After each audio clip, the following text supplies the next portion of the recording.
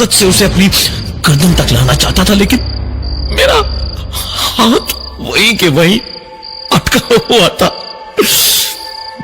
मेरी ताकत, मेरी पूरी ताकत कुछ ही पलों में जवाब दे गई और वो पत्थर मेरे हाथ से छूट कर गिर गया और मेरे कानों पे ठंडी सांसों के जैसी हवा के साथ सोनल की एक आवाज गूंजी। इतनी आसानी से मैं तुझे मरने कैसे दूंगी? ये सुनकर मुझे समझ आया कि उसे मुझसे प्यार कभी नहीं था, सिर्फ बदला लेना था। जो मैंने किया उसका बदला। लेकिन मैंने तो जो किया उसके भले के लिए किया था ना। मैं अब सिर्फ एक बात से परेशान था कि अगर इतनी आसानी से नहीं तो फिर कैसे। ये सब कुछ सोच रहा था मैं जब सवेरे हम सबको प्लेग्राउंड में ले जाया गया। सारे लोग इधर उधर खेल कूदने लग गए। कोई चिड़ियों से बातें करने लगा, कोई पेड़ बनकर एक कोने में खड़ा रहा, तो कोई बॉल हाथ में लिए एक टक बॉल को घूरता जा रहा था और मैं एक कोने में बस बैठा हुआ था। और वहीं पर अचानक मुझे गर्दन पर महसूस हुआ जैसे किसी का हाथ था और वो कसता जा रहा था। मैंने पीछे पलट के देखना चाहा तो एक जोरदार थप्पड़ मेरे गाल पर पड़ा। मैं तो जैसे नींद से उठा था। मैंने इधर उधर हाथ पैर मारे और किसी तरह खुद को छुड़ाया और चारों ओर नजर दौड़ाई तो एक के बाद एक इन सारे पागलों को देख देख कर मुस्कुरा रहा था। हंसी आ रही थी इन सब पर।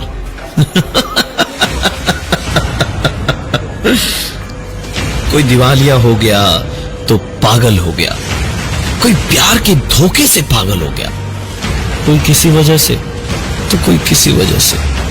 सबके सब यहां आ गए और मैंने दो कत्ल किए तो मेरी सोच की वजह से मुझे पागल खाने में डाल दिया। ये भी कोई बात हुई? इन सबके साथ मेरा क्या वास्ता? मैं पागल नहीं हूं। ये सब अपने घर वालों पर बोझ है, इनको जीने का हक नहीं है। मार दूंगा मैं इन सबको मार दूंगा।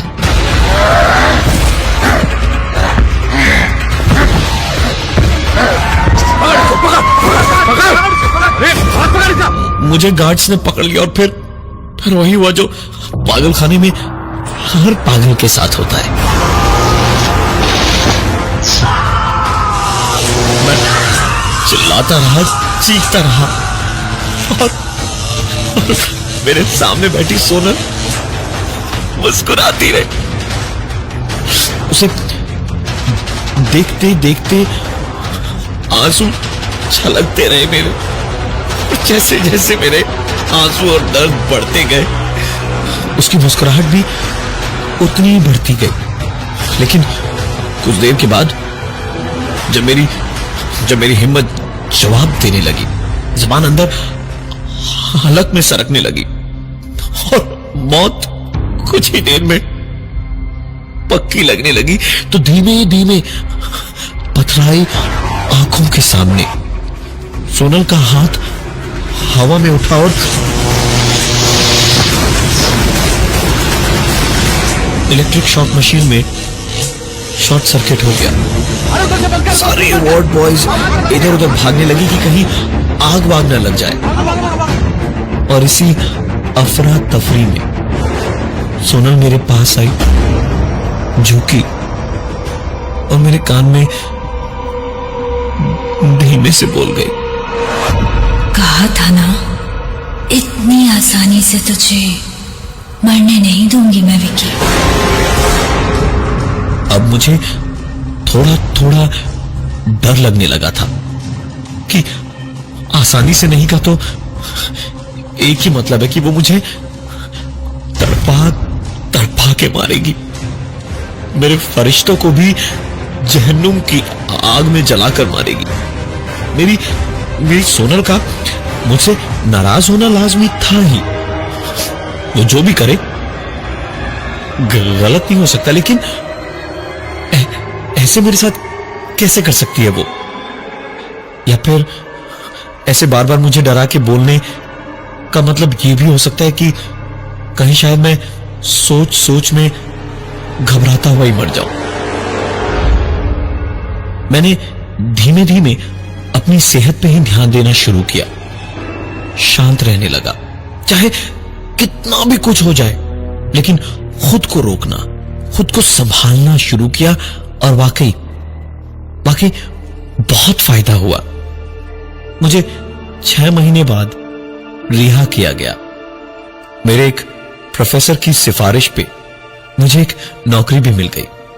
मैं खुश था कि मैं उन सारे झमेलों से बच गया, जेल नहीं जाना पड़ा और एक नई जिंदगी शुरू करने का मुझे मौका मिला है। मैं रोज सवेरे नहा धोकर एक दुकान पर चाय पीता, नाश्ता करता और ऑफिस जाता, और शाम को लौट के टीवी देखते देखते सो जाया करता। एक रात की बात है, मैं अपने छोटे से कमरे के उस सख्त पलंग पर लेटा सो रहा था, जब अचानक मेरी नींद खुली एक जानी पहचानी आवाज के साथ। एक हाथ मेरे बालों को और माथे को सहला रहा था और नींद में ही मैं पसीने से तर हो चुका था। मैं पलटा तो सोनल मेरे पास बैठी रो रही थी और मेरे पलटते ही वो जोर से चीखी और कमरे से दौड़ती हुई बाहर भागी। अब मैं पागल खाने में नहीं था, मैं उसके पीछे दौड़ा। दौड़ते दौड़ते मैंने देखा सोनम सीधे मेरे ऑफिस की बिल्डिंग में घुस गई। मैं भी पीछे पीछे भागा और देखा एक सिक्योरिटी गार्ड ड्यूटी के वक्त अपनी कुर्सी पर बैठा सो रहा था। सोनम उसके ठीक बगल में हाथ में एक छुरी लिए खड़ी थी और उसे मारने जा रही थी। सामने सिर्फ मैं था, तो इसका भी इल्जाम मेरे सर पर ही आता, इसलिए मैं चिल्लाया, सोनम नहीं, मुझे माफ कर दो सोनम, मैंने जो किया गलत किया और उसकी सजा मुझे मिल चुकी है, मुझे छोड़ दो, माफ कर दो मुझे, ऐसे तो मैं सचमुच पागल हो जाऊंगा। दोबारा पागल खाने नहीं जाना मुझे, मैं नहीं जाना चाहता वहां, पागल नहीं हूं, मैं पागल नहीं हूं सोनल, मैं पागल नहीं हूं। ऐसे रोते रोते मुझे समझ आया कि मेरे हाथ पैर हिल डुल नहीं पा रहे थे, मुझे कस के कई लोगों ने पकड़ा हुआ है और मैं चिल्लाए जा रहा था कि मैं पागल नहीं हूं, मैं पागल नहीं हूं।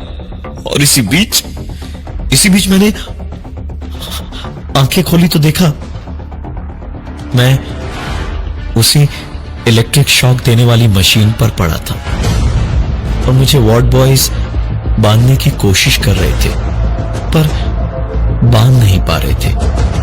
और सोनल उसी जले पिघले हुए चेहरे पर मुस्कुराहट लिए उंगली से ना का इशारा कर रही थी। मैं जैसे उसे देखकर सारे जहां का दर्द, परेशानी सब भूल गया और चुपचाप लेट गया। मुझे शॉक्स दिए गए।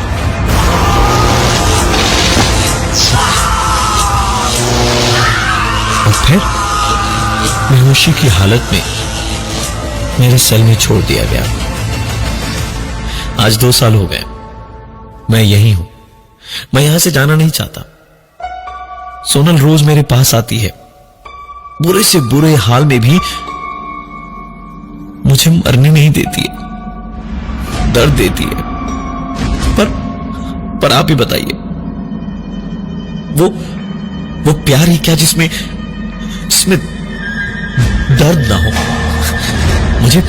मुझे अच्छा लगता है जीते जीना सही, बदला लेने के बहाने ही सही, पर कम से कम मेरी सोनल मेरी सोनल मेरे पास तो है ना।